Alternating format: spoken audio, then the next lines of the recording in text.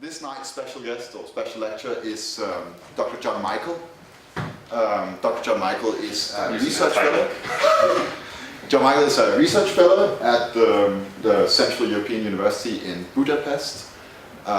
He has a background in philosophy and particularly philosophy of mind. Holds a PhD from the University of Vienna. And his main interest area is within the field of social cognition. The title of this talk tonight is A Minimal Approach to Commitments. Is that right? Yeah. Okay, so everyone please welcome Dr. John Michael. Thanks very much for the kind invitation and to all of you for coming.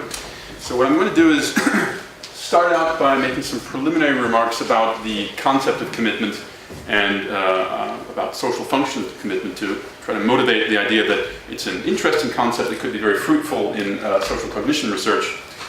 And then I'm going to present three puzzles that need to be addressed if one is going to make the most of the concept within social cognition research. And then I'll sketch an approach that I'm working on to address these three puzzles, which is involves developing a framework that specifies the psychological mechanisms that enable us to identify and assess the level of our own commitments and others' commitments. And then I'll return to the three puzzles and show how the minimal approach that I'm proposing can help to shed light on those puzzles. And then I'll talk about a little experiment that I'm currently running to try to test some of the predictions generated by the theory. All right, so commitment is a topic that a concept that one encounters a lot in many different contexts, and many people seem to think it's important in behavioral economics and psychology and in philosophy, and yet it's very difficult to find anywhere a kind of sustained, systematic account of what commitment is. Even what one finds in dictionaries is surprisingly sparse. So, as any good philosopher, starting out on a new topic, I began by opening the dictionary and looking up commitment. And it's really not that helpful at all what one finds. So you find things like a pledge or promise, obligation, which is not that helpful because then you need to know what a promise is or a pledge is. And obligation is quite broad. So is a commitment any kind of obligation? Probably not. Then I went and looked up promise, which was a bit more useful. So a promise, also according to dictionary.com, is an express assurance on which expectation is to be based. So this is a little bit more substantive. It points in the direction of a concept that could be quite useful because such a phenomenon or such a mechanism would allow us to have expectations about others' contributions to our goals or to joint goals that we would not otherwise have, or it makes those expectations more reliable, more robust. And that would be, it's not appearing in exactly the form I expected, but anyway, so in a slightly more strict systematic sense, although like I say, it's really difficult in philosophers like Searle or Scanlon or Bratton or Gilbert to find explicit definitions of commitment. I've sort of cobbled this together from remarks I found. So a commitment in this kind of standard philosophical sense would be something like this. A relation among at least two agents. Now, you can have surely commitments involving 3 or 4 or more agents, but I guess it's the same thing, but just expanded to more agents. So we'll just stick to 2 agents for the moment. A relation among at least 2 agents and an action, X, such that one agent has an obligation to some other agent to do X, which is a contribution to a goal of the other agent or both agents, because she has intentionally expressed her willingness to do X under conditions of common knowledge, and this has been acknowledged by the other person. So it's not just any obligation to perform an action, like a moral obligation to help people who are in need or something. It's an obligation that arises because of an assurance that's been given and acknowledged by another agent under conditions of common knowledge. Okay, now, provided something like this would work, we could make credible commitments by giving assurances like this, it would be very useful. First of all, for planning and coordinating large-scale actions involving multiple agents, because it's much easier to plan a complementary action or a complementary contribution to a joint action if you know what somebody else is going to do. So for example, to take Michael Bratman's famous example of a joint action involving a shared intention, painting a house, if you're committed to buying the paint and bringing the paint, then I don't have to worry about getting the paint, I can get the paintbrushes. So as long as I have a pretty robust expectation that I'm confident in about what you're going to do, it makes it much easier to plan actions like this. And also, just in sort of more shorter time scale quotidian actions like moving a table together, you know, if this guy is standing on, or goes to this end of the table and appears ready to lift this end of the table, then it's going to modulate the sub-plans that others will put into play to implement in order to move the table. So for example, if this guy doesn't go and stand at this end of the table, then the guy in the blue shirt might do better to go to this end of the table and lift to this end of the table, but given this guy has sort of created the expectation that he's going to do this, the guy in the blue shirt finds some other contribution he can make, he goes and sort of stands in the middle and balances it. So having the expectation, even in the absence of an explicit assurance, just in a kind of quick, short time scale social interaction like this, also helps in coordination of actions with other agents. So commitments help potentially with planning and coordinating, also with cooperation. So when it makes people willing to perform actions that they wouldn't otherwise be willing to perform. So for example, I'd be willing to spend the whole month digging ditches only if somebody had made a credible commitment to pay me at the end of the month for it. So there are many actions like this that you just wouldn't be willing to perform if somebody hadn't made a credible commitment to perform some complementary action like paying you for it. So it enables division of labor and other kinds of large-scale actions like this that depend upon people having firm expectations that others are going to do their parts as well, otherwise they wouldn't be willing to do their parts. And so it's no surprise that some philosophers have homed in on commitment as being potentially very important to joint action or to shared intentions, as Margaret Gilbert says. So for her, in her analysis of shared intentions and joint agency, a joint commitment to a joint action is the necessary and sufficient condition for shared intentions. So her favorite example, her famous example, is two people going for a walk together. So if you're going for a walk together with somebody, then it's inappropriate to simply abandon the walk and just go off into the woods without sort of taking leave of the other person or asking permission to do so. If you do that, then they would probably scold you, reprimand you, and you would feel that they were entitled to do so. Others observing the situation would also judge that they were entitled to do so. So it's the mark of joint actions involving shared intentions that these kinds of obligations and entitlements arise, so that people are committed to remaining engaged until the goal is reached or until everyone is satisfied that it's gone on long enough. Michael Bratton, on the other hand, is not persuaded that these kinds of obligations and entitlements are necessary for joint actions. He thinks that there are interesting cases where people coordinate their actions, but they're very explicit about not being committed to doing so. So one of the examples he uses to illustrate this is a group of choir singers who go on tour throughout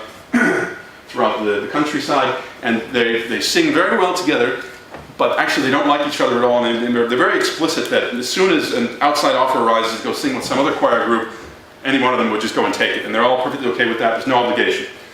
Nevertheless, for as long as they're singing together, they're trying their best to coordinate to make it go well. So there is this dispute in philosophy about whether these kinds of obligations and entitlements and more generally commitment is essential or necessary for an interesting class of actions, namely joint actions. Luckily, my project is not to resolve this philosophical dispute about whether commitments or norms, obligations and entitlements are necessary for joint action or shared intention, but to develop a psychological framework that enables us to identify the mechanisms by which we identify and assess the level of our own and others' commitments. So it's a different project. But to be clear, although Bratton doesn't think that commitment is necessary for shared intention and joint action, he acknowledges that it's extremely prevalent and characteristic of joint actions involving humans. Okay, but then in pursuing this psychological project of identifying mechanisms underpinning commitment, there are three challenges that arise. So one is the problem of motivation. So the problem is essentially, why would anyone honor a commitment if a better option arises? So if I make a commitment to doing something like driving him home this evening, then why does my having said I'll do that and his having acknowledged that change my interest? So later on, if some outside option arises, if I change my mind, I want to do something else, why would my having told him that, that I'll drive him home, why would that make a difference? So the question is, what kind of mechanism does commitment engage in order to shield intentions and other people's expectations about our intentions from fluctuations in interest? So we need an account of that. And the problem is even more fundamental than it might appear at first glance, because the flip side of motivation is credibility. Because if I'm not motivated to honor my commitment, or he doesn't think I'm motivated to honor my commitment, then he's not going to be willing to rely on it. So, and if he's not willing to rely on my commitment, then I'm not going to expect him to rely on my commitment, and so forth. So the phenomenon of commitment, or the mechanism, won't perform its function of stabilizing intentions and expectations. So what we do frequently to address this kind of problem is we externalize commitments. We sign contracts, for example, so that one pays a penalty if one doesn't do what one says. Then it's clear that it changes the payoff structure. It makes one motivated to do what one says one is going to do, because otherwise one would pay a penalty, and the other person knows that, so they're willing to rely on it. Also, one does things like burning one's bridges, so a general might burn her bridges behind her, so that her army knows that turning back is no longer an option, and the other army knows that as well. So now it's really credible that they are committed to joining battle. Now, that's all well and good when we do things like signing contracts or burning bridges, but we don't usually sign contracts to take walks together. So what about cases without this kind of externalized alteration of the payoff structure? Because most commitments in everyday life, it seems, don't involve this kind of clear material externalization of the payoff structure. The second issue is, what about implicit commitment? So when people talk about commitment, and in particular when they seem to have in mind that kind of definition I started out with, where commitment is a relation obtaining between two agents because an assurance has been given under conditions of common knowledge, they'll frequently then say, well, but then of course sometimes there are commitments that don't involve promises or explicit assurances. Those are implicit commitments. But then what is an implicit commitment if it doesn't involve a promise or an assurance? What does generate implicit commitments? And just to illustrate the kind of problem ambiguity that we face often in everyday life in identifying when or whether there are implicit commitments, this is just a little fictional example. So this is Tim, who works at this nursing home up here as a volunteer nurse. And it's Patricia's birthday. She's one of the residents there. She's turning 100, and she's having a birthday party. And she'll be very happy if he came to her birthday party. He knows this. Also, the other people doing the preparations, they would be very happy if he came and helped. But he didn't say he would. In fact, nobody asked him to. It was just, it's clear to him that he's kind of expected to, and she kind of thinks he will, but he's not, it's not been explicitly stated. So then he has to assess whether he's committed to going or not. And the question is, what kinds of situational factors will be decisive when he makes his decision? Or more generally, when we make decisions like this, what kinds of factors are decisive? And the table example is another illustration of this. So in the way I set up the table example, this guy didn't say that he was going to lift this end of the table, but he just kind of walked over to this end of the table, thereby generating the expectation that he would. So standing in a particular place that suggests one might perform an action can be enough. Actually beginning to initiate the action seems like it increases the degree of commitment, but it's not clear exactly what factors are decisive. So we need to have in this case it's clear, it's just standing in that location, but more generally speaking, what are the factors like that can do that? They can generate implicit commitments that one's going to perform actions. Now, apart from this problem of identifying implicit commitments, there are also many cases, I think, where we act as though commitments were in place, we feel as though commitments were in place, even if we would explicitly judge that this is not the case. So here are two examples to illustrate that. The one involves Woofer. Woofer, as you can see, is a dog. And so if you imagine you're cleaning up everything in the living room, you're picking up sweaters and books and whatever you find, and you also see a tennis ball, and you pick up the tennis ball to put it away, and Woofer sees you pick up the tennis ball and thinks this is his cue to play fetch. So he thinks that you're now initiating a game of fetch. He bounds over, excitedly ready to play fetch. You notice this and you're thinking, oh, actually I just wanted to clean up, but I kind of have to do this now. So in a case like that, you might not judge that you're committed to Woofer to play fetch with him, but you might kind of feel like it's the right thing to do under the circumstances. So that's a case where you feel like you owe a commitment to someone else, to some other agent, although you may not judge that explicitly that that's the case. And the flip side of this is cases where we would judge that, or we would not judge that some other agent or artifact owes a commitment to us, but we kind of act as though it were the case. So you imagine that you're relying on your laptop to download that PDF for you that you need for whatever reason. It's a reliable laptop. It's always downloaded your PDFs for you before, but now suddenly it doesn't do it. And you really were expecting it to and relying on it, and that's when you become angry at your laptop and you throw it out the window. Now, of course, you wouldn't judge that your laptop violated a commitment to you, but you kind of act as though this were the case.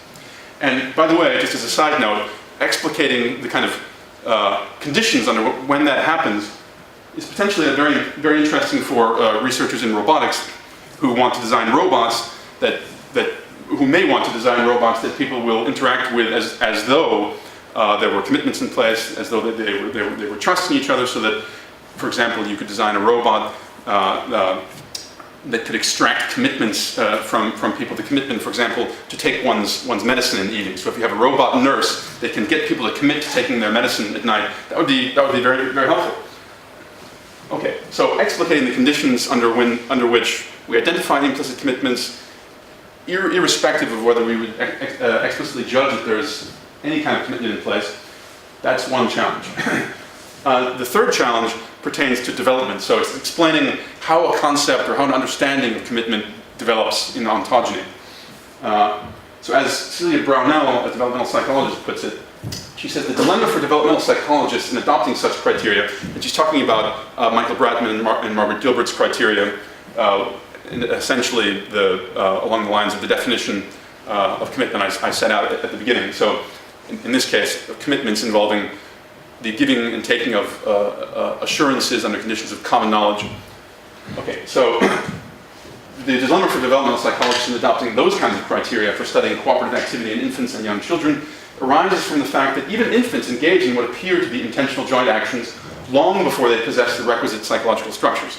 So I'm going to put some flesh on this dilemma now by going through some experiments that present a very ambiguous picture. So there are some experiments that do seem to suggest that children understand commitment in some sense, and there are some other experiments that suggest that they don't. And so making sense of this picture is essentially the challenge. So by 15 to 18 months, children engage in social games like rolling a ball back and forth, stacking blocks on a tower together with an adult, even problem-solving tasks, some of which I'll explain in just a second, and also even some commitment-like behavior. And so this is what I'm going to explain now. So these apparatuses or apparati are from a study that Felix Warneken designed with 18-month-olds initially, and they involve the problem-solving tasks. So two agents have to cooperate together in order to achieve the goal. So here it's a tube with handle on both sides,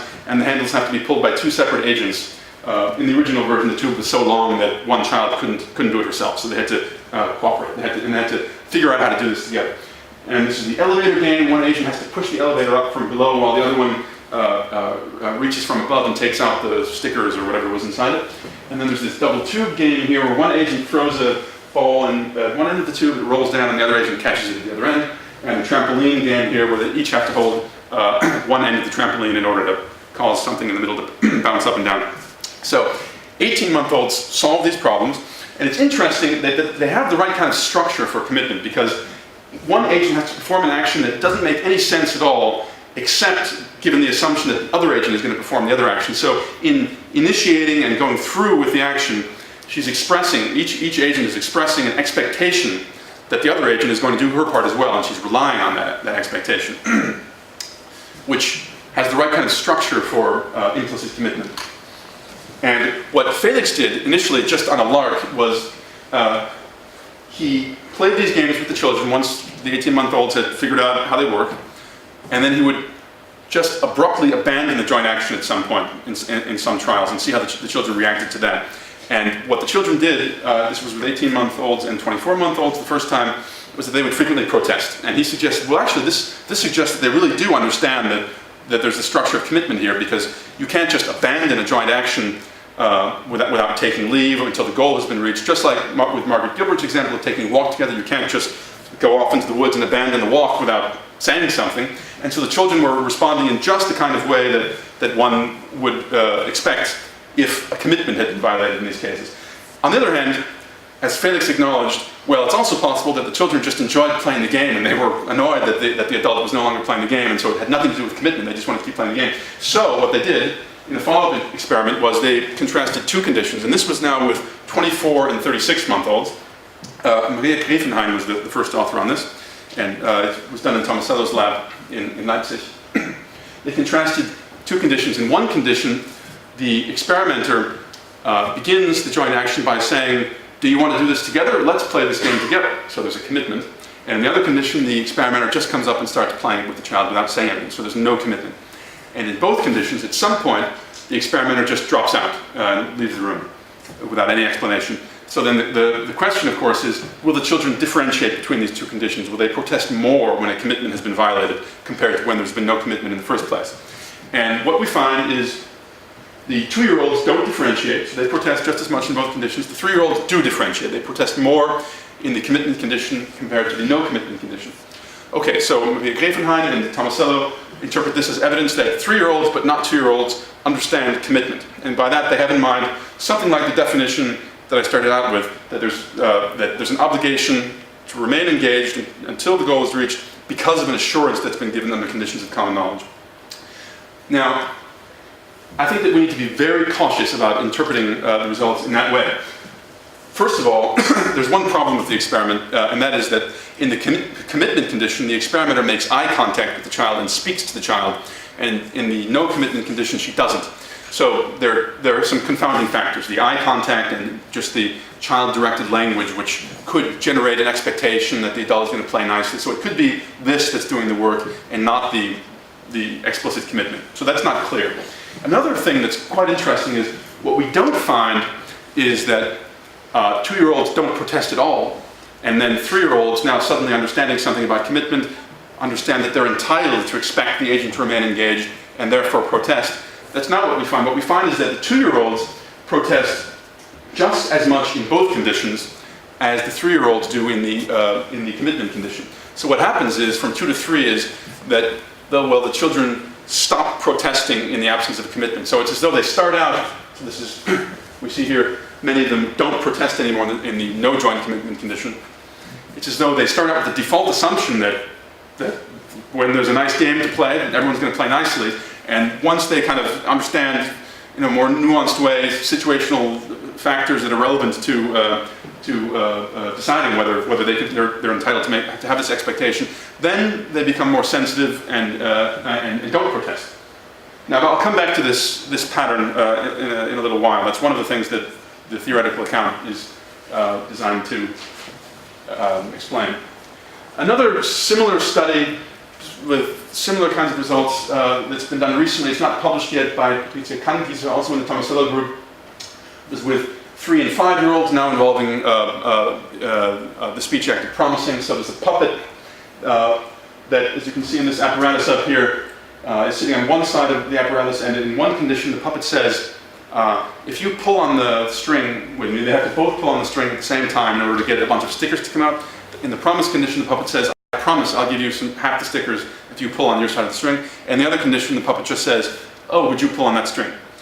And of course, in both conditions, the child pulls on the string, the stickers come out, and in both conditions, the puppet says, wow, these are great stickers, I'm going to keep all of them for myself. And the question is, do children differentiate? Do they get more upset when there's been a promise? And again, we find 3-year-olds actually don't really, they don't differentiate in terms of the amount of protesting. However, so you can see here, they protest just as much, but what the little black area there is protests involving the term promise. So they'll protest just as much in both conditions, but when there's been a promise, explicit promise that's been broken, they'll say, what you promised. Otherwise, they just protest. And that just becomes a little bit stronger in 5-year-olds. So again, we have this pattern that actually the younger children are protesting like crazy when things don't go the way they want them to, and the older kids are just kind of becoming more sensitive to features of the situation that are relevant, so they're appealing to the promise now. But their level of expectation and their level of annoyance at the violation of the expectation is pretty much the same. Should make us cautious about interpreting it as evidence that they understand commitment. If that doesn't make you cautious, then Here's one more study done a while back in 1988 by Joseph Perner and Catherine Munt, which should make you very cautious. So in this study, children at various ages from 6.5, I think, up until 9.5 over the mean ages. So there was a group of kids that was around 6.5, one 7.5, one 8.5, one 9.5. They were presented with these vignettes. So in the vignette, Peter and Fiona are two children on their way home from school, and there are two different conditions. In the one condition, Peter says, "Oh, Fiona, wouldn't it be great to go swimming? We can go to the swimming hole today. It would be lots of fun. It only costs 10 pence. Let's go." And in the one condition, she says, "No, I can't. I have to go home and have tea with my parents. And anyway, I don't have 10 pence." And he says, "Oh, that's too bad. Okay." And then, so actually, that happens in both conditions. And then, oh no, okay. So that's right. So that's the no commitment condition. Then she goes home, says to her parents, "Peter's going swimming. He's at the swimming hole. Wouldn't it be great? And can't I go?" And they say, "All right, here's 10 pence. Go ahead." In the meantime, Peter decides, well, she's not going to the swimming hole. I'm not going to bother. So he doesn't go to the swimming hole. Now she's got her 10 pence. She's been freed from her obligation to have tea. Runs to the swimming hole. He's not there. She's upset. She cries. Bad outcome. In the other condition, when he says, "Fiona, let's go swimming, only costs 10 pence," she says, "Great, let's do it. I'll see you there at 5. So now there's been an agreement, a commitment. And again, Peter then, in the meantime, decides, "No, I don't think I'm going to go swimming. I'm going to do something else." So then she shows up at the swimming hole with her 10 pence. Again, he's not there. She cries. Bad outcome. So it's a bad outcome in both cases. But in one condition, there's been a promise, a commitment that's been violated. In the other, there hasn't. So the question is, do the children differentiate between these two cases? So the children were asked to rate the level of naughtiness of both characters. I see you chuckling there when I say naughtiness. And the youngest children, 6 it was, don't differentiate between the two conditions. The 7.5-year-olds don't, the 8.5-year-olds don't. It's not until 9.5 that the children reliably rate Peter as naughtier in the one condition and Fiona as not naughty. Now, one other thing that's interesting about this is, of the 46 6-year-olds involved in the study, 33 of them gave Peter the same rating in both conditions. But 33 of those 33 who gave him the same rating, 22, namely naughty, 22 of them also gave Fiona a rating of being naughty in both conditions. So it's as though, that's this here, it's as though the default is, when there's a bad outcome and things don't go the way they're supposed to go, just blame everyone and then worry about the details later. So they're blaming Fiona for this bad outcome, which doesn't make sense at all. Again, this suggests that maybe kids don't quite understand commitment, and we should look for a kind of thinner account to explain what it is that they're able to track at 18 months or 24 or 36 months, and which enables them to gradually develop an understanding of commitment in the strict sense. So that is in fact the basis of the approach that I'm proposing, and that's to start out by identifying a broader feature of situations of which commitment in the strict sense is a special case. So this broad kind of situational structure is the following. So there's a goal. That's the goal of at least one agent, namely me. And me can make a contribution to this goal, which is M, me's contribution. And in addition to that, there is an external contribution. Second contribution, X. And as long as X occurs, then performing M is the most efficient way to bring about the goal, G. So put this in terms of text. So me perceives, predicts, or infers that if she does M at some specific time and place, X will co-occur with M, and G will therefore result. So this is the sort of most minimal characterization of commitment. And we might call this you to me commitment, so where a commitment is owed to me, in contrast to cases where I owe a commitment to somebody else, which we might call me to you commitment, because not all commitments are commitments to me, unfortunately. So for the symmetric case, me to you commitment, me perceives, predicts, or infers you's goal, G, and identifies a crucial contribution that she could contribute, namely M, to that goal.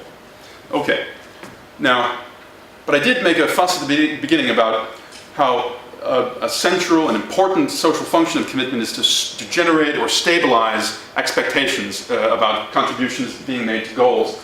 Now, this doesn't yet account for how expectations would be stabilized. It simply stipulates that there are expectations. So now the task is to show how minimal commitment could generate or reinforce expectations, reduce uncertainty about contributions that will be made to goals, because that would be important if we want to understand minimal commitment as a species of commitment, rather than just being far too general to have anything to do with commitment.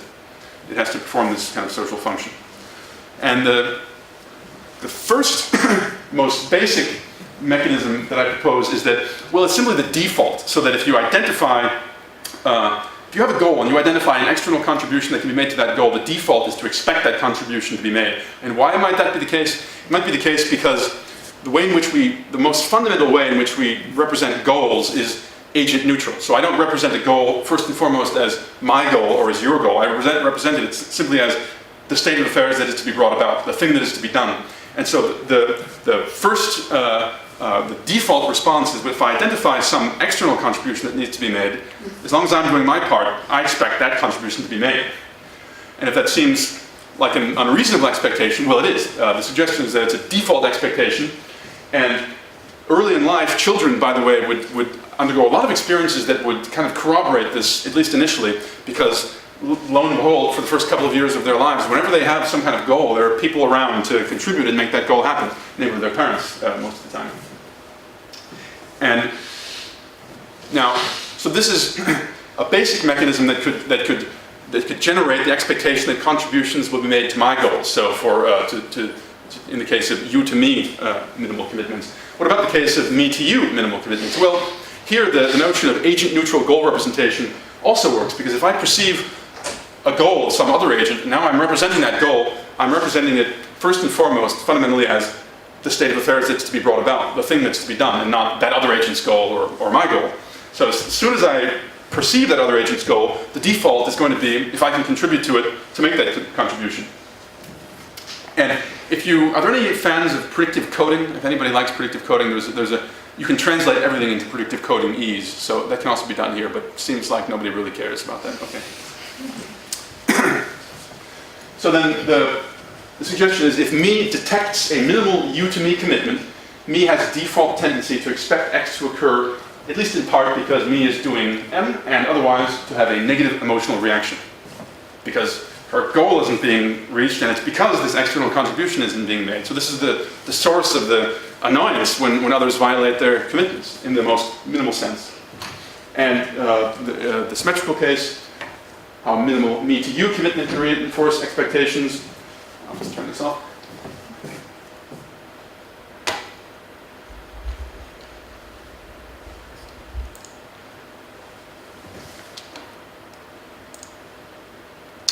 Right, so if me detects a minimal me to you commitment, me has a default tendency to do M and or to expect you to otherwise show a negative emotional reaction. Yes, and so just to kind of illustrate the explanatory value that this proposal might have, this notion of default default tendency to contribute to goals because goals are agent neutral. Consider this very well-known experimental paradigm that Michael Tomasello has made famous, involving children's tendency to spontaneously help. So you may have seen videos like this before.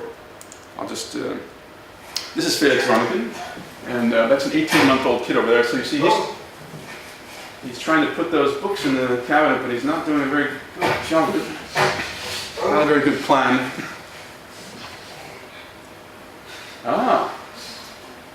And it's very heartwarming. The kid helps.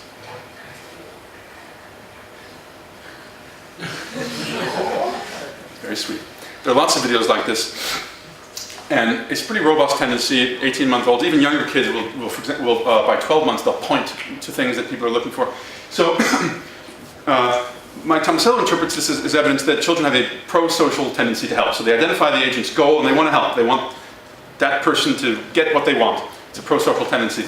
And that's quite possible. On the other hand, a And the proposal I've made about a default tendency to contribute to goals because goals are agent neutral suggests a different deflationary interpretation of this phenomenon. So the deflationary explanation is simply the kid identifies the goal, the books need to go in the cabinet, and that's the state of affairs that needs to be brought about. So he's contributing to bring about that state of affairs, not because it's the experimenter's goal, it's just because that's the goal, full stop. And so one way to tease these possibilities apart experimentally, it would be tricky, but what one would have to do would be to have the experimenter, for example, pursuing this goal and then change his mind and no longer have that goal. So now that the child has represented that that's the goal state, that's the thing that needs to be brought about, but it's no longer the experimenter's goal, it's just the goal, would the child still have a tendency to contribute to it and perhaps even to be surprised, annoyed if the experimenter were no longer willing to contribute to it.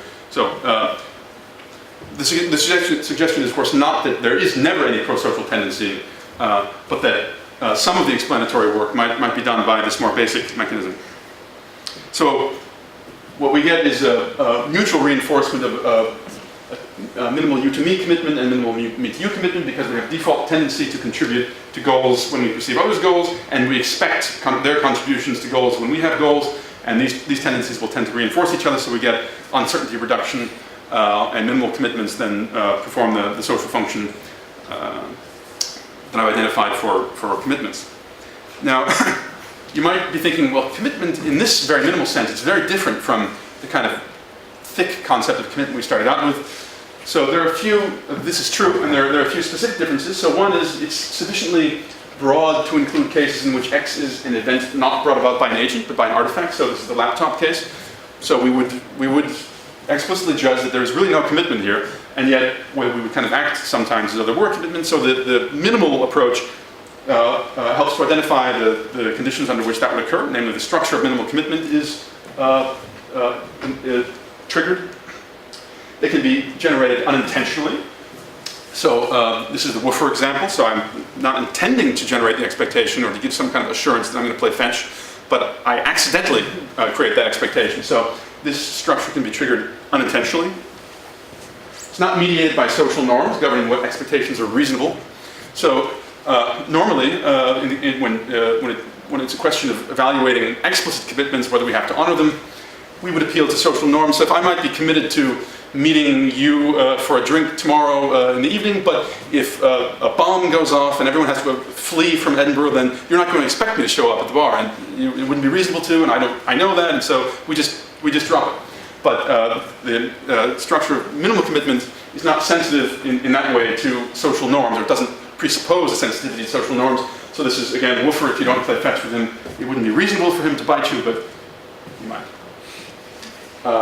This structure doesn't require common knowledge, whereas strict commitments, of course, do. So one nice example to illustrate this is borrowed from Margaret Gilbert. So she's got this, she tells the story about Polly and Pam who go on their smoking break onto the balcony at work, and they smoke and gossip together every day. And they've been doing this for a while, and on one occasion, one of them doesn't show up because she's sick or something, and then the following day she comes back and offers an explanation. She says, I couldn't make it yesterday, I was sick. And the other one says, oh, well, I'm glad you're back. It's good that you're back. And so according to Margaret Gilbert, it's not until this exchange, this verbal exchange, that now they've acknowledged under conditions of common knowledge that they intend for this joint activity to go on, that now a commitment is in place. But it seems clear to me that there's something that has to go on before that verbal exchange that makes it seem appropriate in the first place to offer an explanation or to expect an explanation. So if they'd smoked together once before, it probably wouldn't seem appropriate. If they smoked together 5 times, it might seem appropriate. If they've been doing this every day for years, then it would really seem strange not to offer some kind of an explanation. So prior to some kind of acknowledgement under conditions of common knowledge, mere repetition, for example, can generate a sense of commitment. And, oh yes, to tweak the same example, I thought that was on this slide, but it's not. So commitments in the strict sense are all or nothing. So either you've got a commitment because you've given an assurance, or you don't. So it's also not sensitive to the degree of crucialness or importance of your contribution. So if I make a commitment to showing up at some talk, and if I don't show up, it's not a big deal. The talk will go on. On the other hand, if you're really depending upon me to make my contribution, then expectations and motivations are enhanced. But the concept of commitment in the strict sense doesn't enable us to make this distinction. So to tweak the Polly and Pam example here, what if after several weeks of smoking together, one of them stops bringing her lighter and just brings the cigarettes, and the other one just brings the lighter. So now they're actually dependent upon each other. So now if one of them is sick, then she's really obligated, it seems, or it seems that she's likely to have a sense of obligation, regardless of whether she would explicitly judge that she has an obligation to warn the other one in advance, or to perhaps show up even if she doesn't want to, just because the other is relying on her. So the degree of crucialness is important to minimal commitment. So then that's something that makes the concept of minimal commitment more useful than the concept of strict commitment in the context of cognitive science, because it's a graded concept and we can identify factors that modulate the level. So it doesn't require an agent to be involved. As I said, it could be a laptop, or it could potentially even be the wind blowing if your goal is to go sailing. On the other hand, if there's an agent involved, then, well, this is going to be it'll enable you to take into account information that will be relevant to assessing just to what extent you should rely upon that expectation. So the reputation of the other agent, for example. If it's an agent with a reliable reputation, then your expectation is going to be enhanced. Similarly, if it's an agent that's important to you and you have a relationship with them, it's your family member, then again, this is going to generate a higher level of expectation than if it's a complete stranger. And so, for example, this is just for amusement, there's some indication that the very simply pictures of eyes can trigger cooperative behavior in various contexts. So even without a real agent, just a kind of a cue that there's an agent present can trigger more cooperative behavior. Now, as I said, minimal commitment can be generated unintentionally, but on the other hand, if you've done something intentionally to generate the expectation, then there's a higher degree of minimal commitment. So if I intentionally show the ball to Woofer and I kind of make like I'm ready to play fetch, and then he finally gets up and comes over, and so now I've intentionally generated this expectation he's relying on. Now it's really expected that I'm going to play fetch, and I think most of us would have the intuition that it's especially bad in that case not to play fetch. And the degree of crucialness, so the Polly and Pam example, if you're relying on somebody for the lighter, or here, this guy is standing at this end of the table, and if he doesn't lift his end of the table, then the joint action can't proceed, so it's annoying. Compared to the guy in the blue shirt, if he doesn't balance the table, it's not that big a deal. So the guy in the green shirt has a stronger minimal commitment. And then there's another thing that's, I think, quite interesting, and that is that we come to expect and to anticipate in advance the emotional outcomes that would ensue if we don't fulfill expectations, or if others don't fulfill our expectations. So we can anticipate, I would feel kind of guilty if I didn't do that, or this person would be kind of angry. So we can forecast our affective responses or the other's affective responses and use this as a heuristic for identifying whether the commitment is really important enough to be honored, or to what degree or what extent the commitment should be honored. And then back to the Polly and Pam example, mere repetition can enhance the expectation of a commitment being honored in the minimal sense, and relationality, so the lighter example, and common knowledge. So one way to understand the way in which strict commitment relates to minimal commitment is that it simply rules out, using a speech act, rule out the possibility of saying, oh, I didn't know you were expecting that. I didn't know you were relying upon me to do that. It simply rules out that possible excuse. And again, there's one interesting study suggesting that simple cues of common knowledge can suffice to get people to rely upon their expectations. So if you're familiar with the stag hunt is a coordination problem. So the general structure of the stag hunt is there are two agents that have the option of hunting a stag or a hare. So the stag is a much more attractive prize than the hare, but the hare is okay. And to get the stag, they have to work together and both go for the stag. So this is an economic game. So the way it's set up is that participants have to decide in advance to go for the stag or to go for the hare. If they both decide to go for the stag, they get it, and it's a good prize.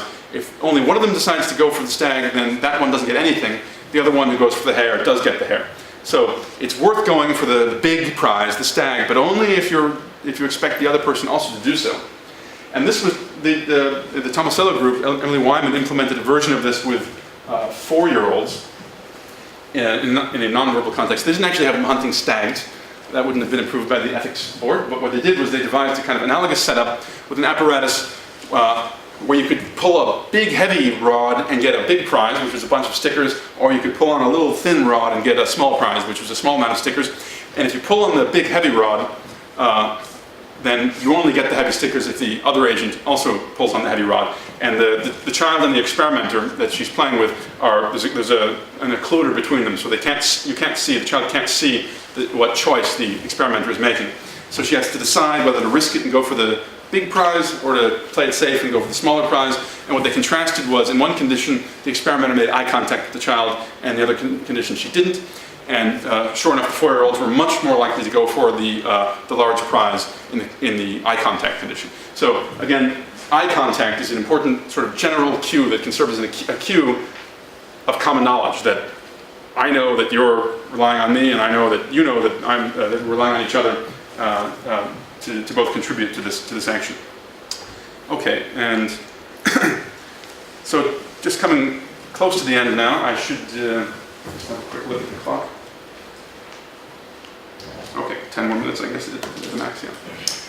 Coming back to the 3 puzzles. So what light can this minimal approach shed on these 3 puzzles? So with respect to the issue of implicit commitment, how we identify implicit commitments and when these sort of false positives or sub-threshold cases occur where we act as though a commitment were in place even though we wouldn't explicitly judge that to be the case. Well, it's when the structure of minimal commitment is triggered. We have a default tendency to expect contributions to be made, even if we might know that there are other factors in play that make it not justified in that context to have that expectation. So we wouldn't maybe explicitly judge that there's a commitment in place, but the minimal structure is in place, and the level of implicit commitment can be modulated by these various factors I've identified, and you have cues and also the affective forecasting. With respect to the issue of motivation, well, one suggestion is that I put forth is that minimal commitment is just by default an attractor, and thus needs no extra motivation. So if the default tendency is to make contributions and to expect them, to some extent, the motivation problem doesn't have to be addressed at all, because we have to explain when people don't contribute or don't expect contributions. But of course, there must be some additional motivational factors added into the story, because of course we don't always make contributions to others' goals or expect others to make contributions to our goals. I think that affective forecasting is a very promising factor in this respect, because affective forecasting changes the payoff structure in a way analogous to how contracts change the payoff structure. So if I know that I'm going to feel guilty if I don't perform this action, then it makes defecting and not performing the action much less attractive than it would otherwise be. In particular, if I also forecast that the other person is going to be angry, they're going to be disappointed. So then, just in the way that a contract makes it financially less attractive to renege, affective forecasting makes it less attractive in an intrinsically motivational way, namely in the affective way to not contribute to goals. And you have 3 next to the development thing there.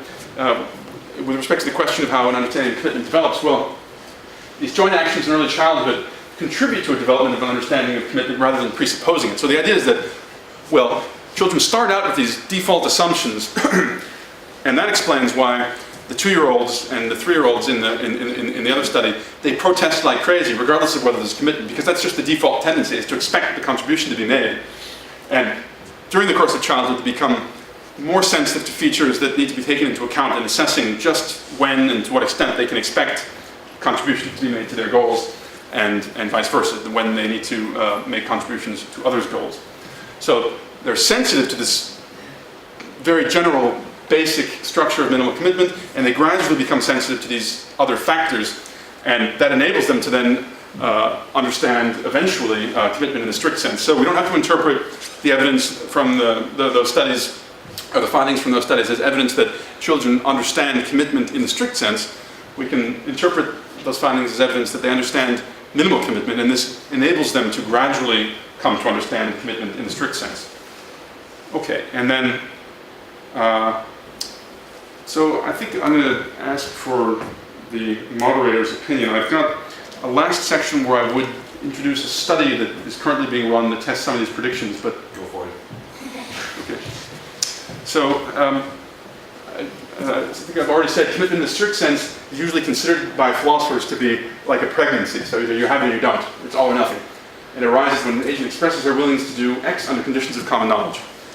Minimal commitments, in contrast, come in degrees, and this makes it a psychologically more interesting concept because it's graded, we can identify factors, and it's better suited to explain differences among degrees of implicit commitment. Okay, so what factors might that be? Well, I've already identified some factors. For this one study, we've focused in on these three factors simply because they all begin with C, and that makes it kind of nice. So the one is coordination. This is what I referred to earlier as the relationality or the crucialness of a contribution, the extent to which the M and X, the two contributions to bring about a goal, really depend upon each other. And the way that we implement that in this task is by contrasting a case where people work in parallel, so their actions are not coordinated, to a case where they form a chain, actually. So they have their contributions, their subtasks are interlocking. Second factor is convention or repetition. So the more contributions are made, the more times a contribution is made, the higher the expectation becomes that it'll be made again, because anything that happens twice is bound to happen at least 100 times. So the mere repetition spills over into something normative. And the third factor that we're implementing is cost. So the extent to which one agent has made an investment relying upon her expectations. So to just kind of illustrate that with one of the examples that we've already had, the children who play their game with, pulling the tube apart with both hands. So if one agent begins to perform her subtask, pulling at one end of the tube, and then the other agent doesn't make a contribution, that's especially annoying because the agent is actually invested in beginning the action, she's initiated the action, and the other agent doesn't do her part. Then it's more annoying than if she just got the expectation, but she hasn't actually acted upon it yet. So the investment on the basis of an expectation increases the level of implicit commitment. So what we've done is started by devising an observational paradigm using SurveyMonkey, which is like Mechanical Turk. So people watch a video, and it's always basically the same video, which I'm going to show you, involving a social interaction where one person has the task of cleaning up a big pile of sand. So there's a big pile of sand, and he's moving it bucket by bucket into a container, and another person comes by and starts to help. And then we contrast parallel versus highly coordinated joint action. So in the one case, they just work in parallel. And the other case, the other condition, they form a chain moving the sand. And the other thing that we implemented in this version is the length of the interaction. So the person helps for 40 seconds or for 60 seconds. So the idea is that the implicit commitment will increase. And then there's a tempting outside option that's created, which I'll explain in a second. And the dependent variable should provide a measure of how long participants predict that the actor is going to resist the outside option and continue contributing to the joint action. So their perceived implicit commitment. So I'll just show you how this looks in one of these videos. This is the chain version, if I can get this to work. So the cover story is Peter has the task of cleaning up the sand, and his neighbor, Thomas, is on his way home, needs to get home, and finds his way blocked by the pile of sand, and so he starts to help for a bit. So it creates an ambiguity about, well, he could just help for long enough until the pile of sand is small enough. There's a pile of sand.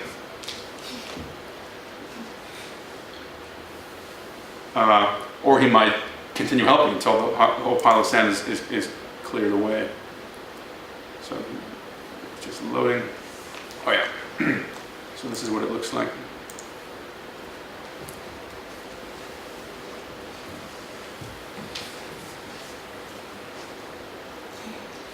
I had very poor actors because I didn't have enough money, so they were just friends of mine, and they were complaining. And I wanted them to fill the buckets all the way with sand, but they would only fill them halfway. But, yeah. Please watch with a critical eye, because the pilot results don't look that good, so I need to change some things. And if you have any thoughts on them,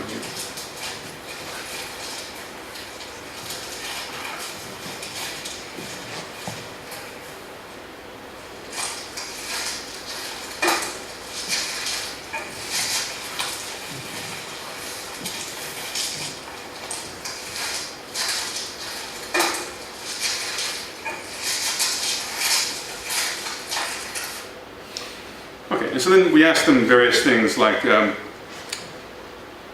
one dependent variable is, how long do you think it will take until all the sand is back in the container?